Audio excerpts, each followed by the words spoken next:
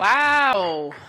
What an event. I want to thank you, Steve, for that introduction. I also want to acknowledge my wonderful team at the DC Office of Planning, led by Anita Kozart. Give Anita a big round of applause. I want to acknowledge and thank your council member for being here, Wendell Felder. Please acknowledge the council member Felder. We're standing in the middle of the beautiful Strand Theater. Isn't it something? I want to thank Greg Caston and his team at Fish and Fire Group for their investment in this wonderful building. We're in Deanwood. This is a promise I made to deliver the Strand. Now I don't even remember all the twists and turns to get here, but I'm proud to say it was a promise made and now a promise kept. The site is a great example of what we're working for in DC 2050, neighborhoods and corridors that have access to high quality amenities, jobs, and public spaces. And the Strand will be an example of exactly that, a community hub, a full-service restaurant in Ward 7, supported by one of our initiatives, the DC Food Access Fund. And I have to say, this fund has been one of our most successful ways of creating food retailers in Washington, D.C., especially in Ward 7 and Ward 8. Additionally, 86 housing units. So this is a win-win for our community, for housing, for retail, for food, and for Ward 7. So places like this show us what's possible when historic preservation and inclusive development come together to deliver something that is truly, truly breathtaking for the community. And we have a lot of opportunities ahead of us right now, opportunities to transform underused spaces into vibrant neighborhoods, to build more housing, to create more jobs and economic development that benefit all of us. And Steve is quite right. We're living in a time, maybe unprecedented time in Washington, D.C. in our modern history. But this is what I know. When you face challenges, there are always opportunities. And it is fitting that we're talking about planning for the next 25 years. Notice I didn't say we were talking about wringing our hands or crying in our soup, although there's going to be some of that too, because a lot of people are really hurting. But our job is to get to work, to plan for the next 25 years and to be smart about how we get there. DC 2050 will be our roadmap. It will guide us in land use decisions, help us shape investments in infrastructure and public spaces, and ensure that as DC grows, it grows equitably, sustainably, and in a way that reflects our communities. Our current comprehensive plan, Anita probably went over this, was adopted in 2006. Mayor Williams was the mayor. Now, I know you remember a lot of hearings and discussions about the comprehensive plan since then. Those were updates or amendments to the comprehensive plan. So what we are embarking on it takes a lot of work and a lot of great thought, but it will be our roadmap. Let me remind you of some of the bold pronouncements that were made back in 2006. Now, keep in mind, people thought Mayor Williams was crazy at the time. He said he wanted to attract 100,000 new residents to Washington, D.C. So back then, I don't know, maybe we were a little bit over 500,000 people in the district. Now we're 702,000 people in the district. That was a goal. That was the plan. Back then, we probably were, just out of junk bond status, and we couldn't borrow money easily in the markets. Now we have a AAA bond rating. Back then, we weren't too far away from a control board, and now we have balanced 28 budgets. So it's just an idea. We had a plan. It was bold, and we achieved the goals set out in that plan. So now I'm asking you to be bold again, to be hopeful again, and to make sure that the decisions we make around how we use our land, about how we invest the district's dollars, are helping to grow our economy, helping to grow it. Now, we have enjoyed a robust economy for the last many years, 15 or more, since the last recession. And that has allowed us to make the types of investments that reflect our values and how we want to grow our city. And we're going to continue to make those types of investments. But again, we have to be smart about how we do it. This is another thing that we will do in the very near future that reflects our values and how we've made our investments and how we're going to make our city better. We're going to open the state-of-the-art Cedar Hill Regional Medical Center in Ward 8 in April. Again, reflected in our plans, of course, is making sure we have enough schools, medical facilities, parks, and transportation to serve our growing community. We know that we will grow as a city, and making sure that we have those public amenities is so important. Can I brag about our fourth graders for a second? I know we're not really talking about schools, but we kind of always are. We got the nation's report card back, and our fourth graders outpaced fourth graders, not just in urban school districts, but in all schools across America.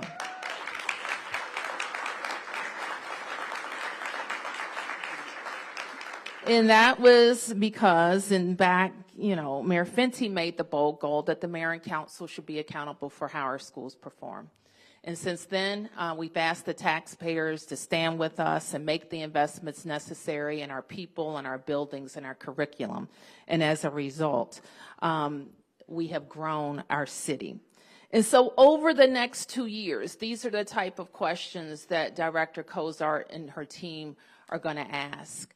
How do we attract people to live here, work here, stay here, retire here, pay taxes here, put their kids in schools here, use our retailers and restaurants here, visit our city, go to our theaters, go to our monuments and museums.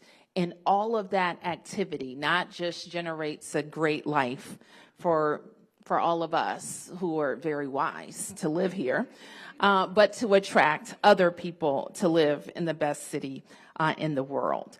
So I am looking forward to these discussions. I am looking forward to your great ideas. And I've been involved with a lot of planning exercises, a lot of economic development meetings. And this is one thing that I know. Our projects and our plans are always better with community input. It's not always easy, but it's always better. So thank you and good luck, and I look forward to working with you.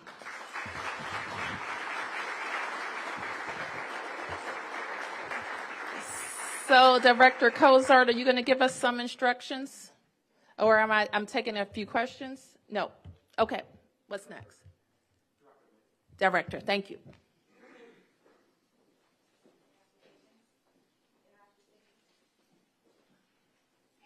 So we are going to, in the spirit of engagement, as the mayor shared, there are interactive stations around this room. And there are 3 of them. One involves our vision survey, which is going to be open for the next couple of months. And so those of you who are listening online, you can take our vision survey, visit dc2050.com to access it. And then there are 2 other stations in the room. The mayor and the council member and Mr. Glade and I are going to demonstrate for you how you go to those stations, and want to thank you so much for being here, and we're looking forward to engaging all of you.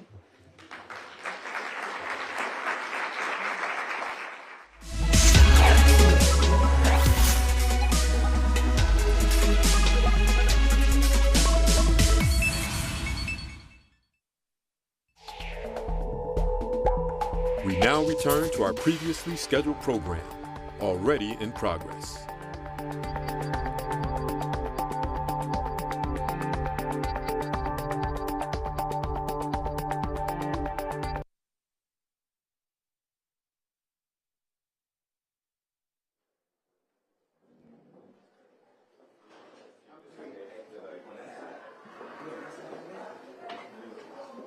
Everybody get a good white balance since the mic got thrown up?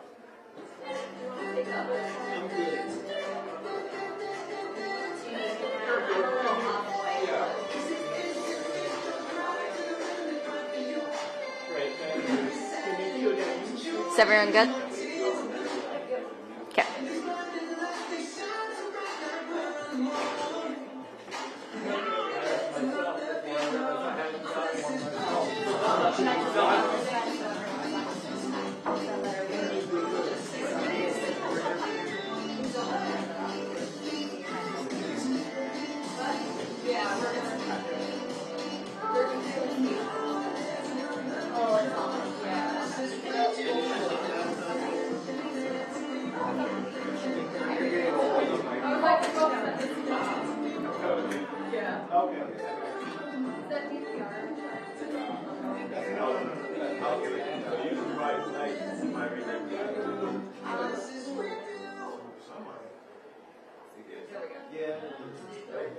If my back was yes, he is.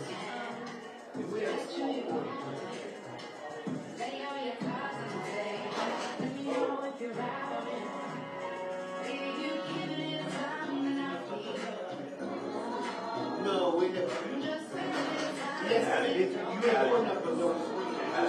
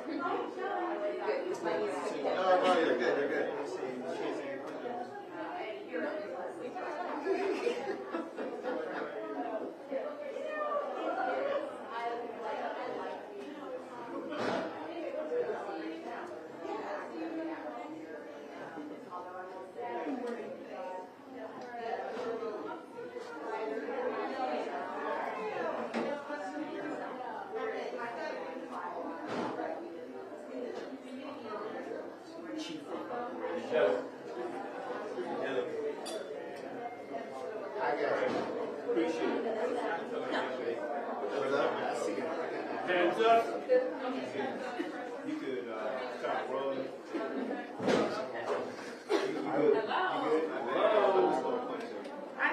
Good morning.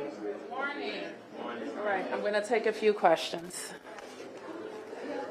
Any questions? Ma'am, Yes. Mayor, we got the budget forecast. I just heard Chairman Mendelson said that he described it as not dire, but he said it's a sobering budget. Every budget is difficult, I'm sure, for you to approach. How are you approaching this season, and what are the difficult decisions that are ahead for you? Well, we're approaching it in the same way we always do. We just wrapped up our series of budget engagements last year.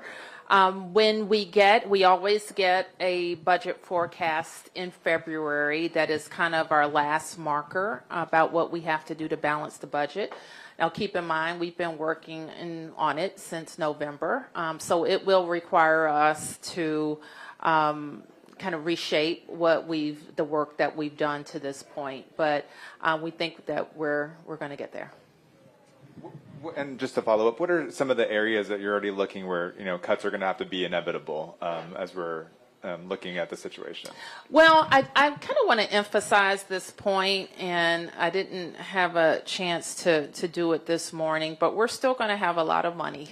Okay, so while our revenue is not growing in the way that we expected based on the December estimate, we'll have robust revenues coming in to serve 702,000 Washingtonians. So just like we talked about in the last couple of years, we have to be strategic in what we do, and our focus has been on making sure that we have robust investments in public safety and public education, and that we're investing in our downtown because we know that the downtown is where we produce most of our commercial revenue.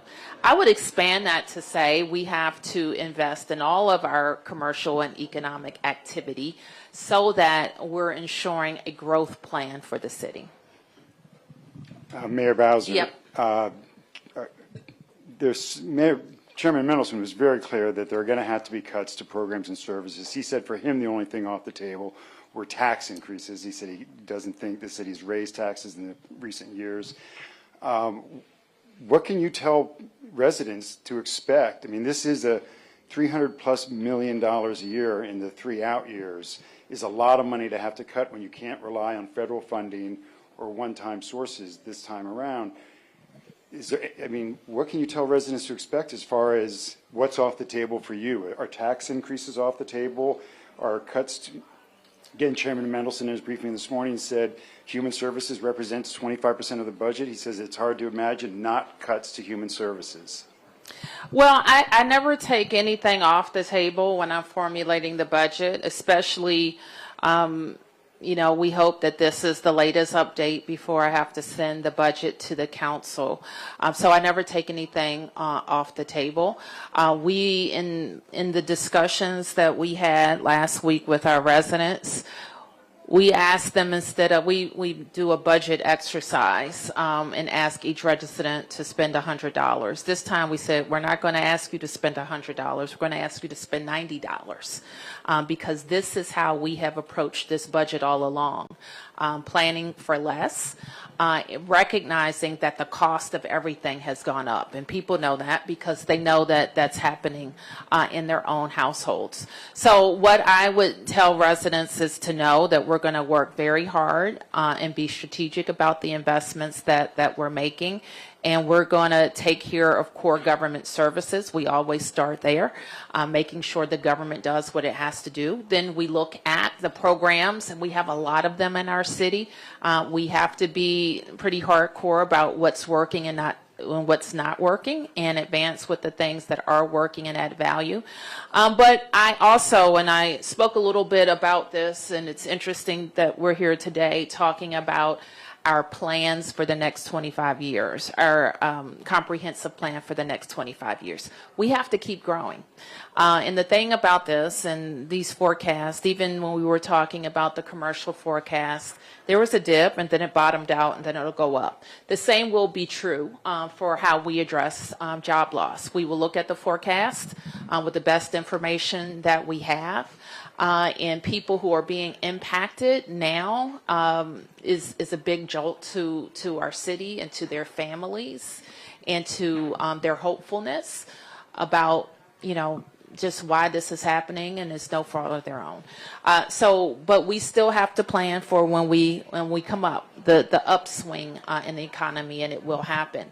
And when we are in that upswing, have we been on infrastructure that is going to support the growth and the comeback from the downturn?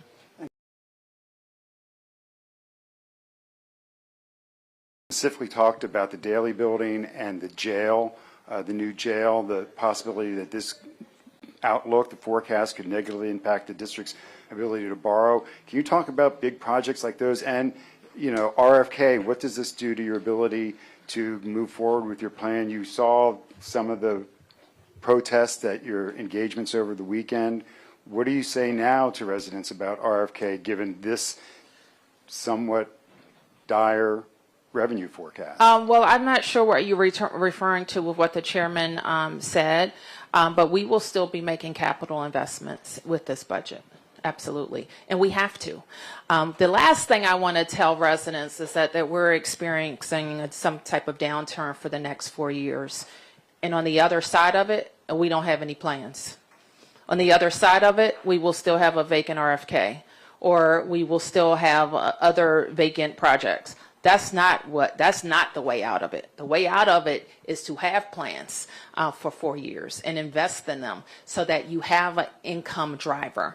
The big thing that we have to be strategic about is investing in things that are catalytic, that create additional dollars, not take additional dollars. And sometimes that's a hard concept for everybody to embrace. Mayor Bowser? Yes. Question, what makes a football stadium the best anchor of economic development, and have other options been explored as to what can best give you your best bang for your buck? Well, we can look at a lot of our projects around the city and see that they had anchors, just like St. Elizabeth's. There was literally nothing happening at St. Elizabeth's until we made the investment in the entertainment and sports arena. And now we have housing, we have jobs, we'll open a hospital. Same is true at the Wharf, where there's a lot of housing, but there are drivers, there are hotels, there's the Anthem, there's activity. And I think that we can see some other more sluggish activity in other projects that don't have a driver, that have all-day traffic or night traffic or people living there. So you have to have that mix of uses. At this point, the types of uses that have expressed interest at RFK are all sports related. Follow-up question, if you don't mind. So in regards to the 2050 plan, and it's too soon to tell, of course, but what consideration is there around the use of that development? So as far as, what's the temperature like with residents? Are residents open to having that much activity around where they live, at all times of the day? What considerations are there around traffic congestion, things like that? Well, in any large tract proposal, and I'll ask Anita to jump in, there is a series of kind of tests for works for the community. Infrastructure, which there's not any really there, so that's going to have to be built. The roads network, public transportation, access to emergency routes, all of those things. Pardon me, that 10% from the budget forum, the community forums, are you saying that you guys are going to be working with 10% less this time around? Is that what you're aiming for in terms of the budget carve out? Well, we don't determine what we're working with. That is determined by the independent chief financial officer who forecasts and certifies the amount of revenue coming in. The CFO issued a forecast last week that says that in the upcoming year, it'll be about $300 million less. Our total local revenues are about $10 billion. Yeah. Were you wanting to add anything, though, before I ask? I just want to give them. Oh, okay. I saw you starting to watch, so I just want to make sure. Mayor Rebecca with 7 News. As it relates to RFK, can you talk about now with this projected $1 billion deficit, do you think, how is that impacting proposals, and do you feel any taxpayer contributions should now be off the table? No, I don't. And can you explain your reasoning? I just did. I already responded to Mark in saying that we still have to invest in our growth. Who wants to look around in 4 years and see the same thing at RFK? No tax revenue coming in. So we have to, that's an engine, that's an economic engine. There'll be others, things like that, that we have to continue to, or there will be new things, because what we have to do is to make sure that we're replacing the activity and revenue that we are missing from income in other ways. So we have to make those. We have to attract new companies. We have to attract new economic activity. Otherwise, in 4 years, we'll be here in a very bad position. And as it relates to the DC 2050 plan, you touched on this a little bit, but if you can talk some more about how these projected federal layoffs could impact things, looking further ahead down the road. Well, further down the road, what it means is we have to make sure we continue to invest in industry and business in different jobs. This, the federal government has been decreasing the number of jobs they have in the National Capital Region for a number of years. So we have been investing in diversifying our economy that long. But this jolt of having this number of people at one time with the job loss is going to be a jolt to our economy. But we have to continue to invest in how do we bring more tech in? How do we bring more entertainment and tourism in? How do we bring in other private employers who are hiring DC residents and providing good paying jobs? Can we do one more? Yes. A couple weeks ago, we were all bracing for the possibility of an executive order coming out of the White House. You acknowledge you've been briefed somewhat about that possibility. Mm-hmm. And then subsequently, you commented that publicly that you didn't know that there even was an executive order anymore. I'm wondering if you can update us on your conversations with the White House around that, and if in fact that is now off the table because you've reached some deal, or you just things are getting worked out. I can't say that it was on the table, and I can't say that it was off the table. I can say, like many of you, we responded to rumors that they were working on something, and that's really all I can say. So you don't know one way or another? You haven't had subsequent briefings to the last time? You're testing my memory now. I'm sure I've had conversations. I can't remember if the last time we spoke to now, if I've had a conversation, but I think the last thing I mentioned was, where we are. Do you have concerns? Are you preparing for the possibility that in a reconciliation budget act, that the Bowser Act or some similar legislation could be put in there that the Senate wouldn't be able to filibuster and block? They would have to. I don't think that is a possibility with their current rules. And in my last, the chairman was asked today, I don't know who asked the question, was asked today regarding RFK if he and the city would be open to owning or being part owner in some way, similar, I guess, to Green Bay, of the team in order to sweeten the deal for public financing. Does that come up with you? Is that something that you would consider? Mark, I'm not going to talk about our negotiations, just the specifics of our negotiations, other than to say they're ongoing. We all recognize the urgency at getting to some agreement, and I hope that we're able to do that.